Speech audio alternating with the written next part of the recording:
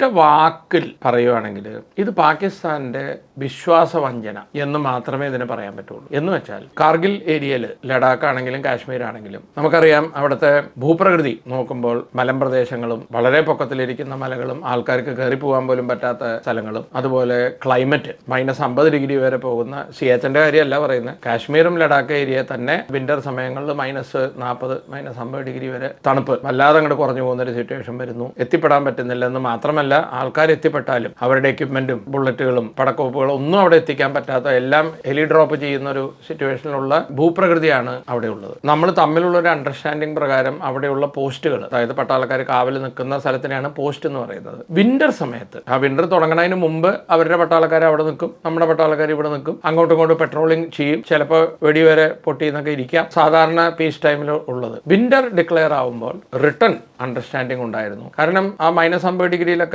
ഇനി ഒരു 6 മാസം അവിടെ പിടിച്ചു വെക്കാൻ പറ്റില്ല മനുഷ്യന്മാർക്ക്. അപ്പൊ നമ്മൾ നമ്മുടെ പോസ്റ്റ് ഒഴിഞ്ഞ് നമ്മൾ തണുപ്പ് കുറഞ്ഞ കാശ്മീർ ഭാഗത്തേക്ക് തിരിച്ചു വരുന്നു, അവരവരുടെ ഭാഗത്തേക്ക് തിരിച്ചു പോകുന്നു. ഇത് 48 തൊട്ട് നമ്മളുള്ള അണ്ടർസ്റ്റാൻഡിംഗ് ആണ്. 98-99 സമയത്ത് എന്ത് സംഭവിച്ചു എന്ന് വെച്ചാൽ, 98 ആണെന്ന് തോന്നുന്നു, മുഷറഫ് ആയിരുന്നു അന്ന് പട്ടാള മേധാവി, നവാസ് ഷെരീഫ് ആയിരുന്നു പ്രധാനമന്ത്രി. നവാസ് ഷെരീഫ് എന്തോ ഒരു കാര്യത്തിന് വേണ്ടി ഇന്ത്യയിലേക്ക് വരികയും അന്ന് അടൽ ബിഹാരി വാജ്പേയി പ്രധാനമന്ത്രിയായിട്ട് വളരെ സൗഹൃദം പങ്കുവയ്ക്കുന്ന രീതിയിലുള്ള ന്യൂസ് ഒക്കെ വരികയും, അതിനേക്കാളും കൂടുതൽ ലാഹോർ ബസ് യാത്ര, വാജ്പേയി ഇവിടുന്ന് കാശ്മീരിന്റെ ആ ഉറിയൊക്കെ കഴിഞ്ഞിട്ടുള്ള മുസാഫറാബാദ് എന്താ സ്ഥലത്തിന്റെ പേര് പറഞ്ഞു പോകുന്നു, അത് ക്രോസ് ചെയ്ത് ആ ബസ്സിൽ പോവുകയും അമൻ സേതു എന്നൊക്കെ പറഞ്ഞ് ബ്രിഡ്ജൊക്കെ ഉണ്ടാക്കുകയും ഷെരീഫ് അവിടെ വന്ന് റിസീവ് ചെയ്യുക എന്നൊക്കെ പറഞ്ഞു കഴിഞ്ഞപ്പോൾ നമ്മൾ വിചാരിച്ചു ഇതോടുകൂടി ഇനി ഇന്ത്യയും പാകിസ്ഥാനും തമ്മിലുള്ള പ്രശ്നങ്ങളൊക്കെ എല്ലാം തീർന്നു. ഇത് ഒക്കെ നടന്നുകൊണ്ടിരിക്കുമ്പോൾ അവിടുത്തെ പ്രധാനമന്ത്രി നവാസ് ഷെരീഫിന് പോലും അറിയാത്ത രീതിക്ക് അന്നത്തെ പട്ടാള മേധാവി പർവേസ് മുഷറഫ് പിന്നില് എല്ലാം പ്ലാൻ നടക്കുവാണ്. നമ്മളിപ്പോ എലീനെ കൊല്ലാനൊക്കെ ഈ പുറത്ത് ശർക്കരയും ഉള്ളിൽ വിഷവും വെച്ച്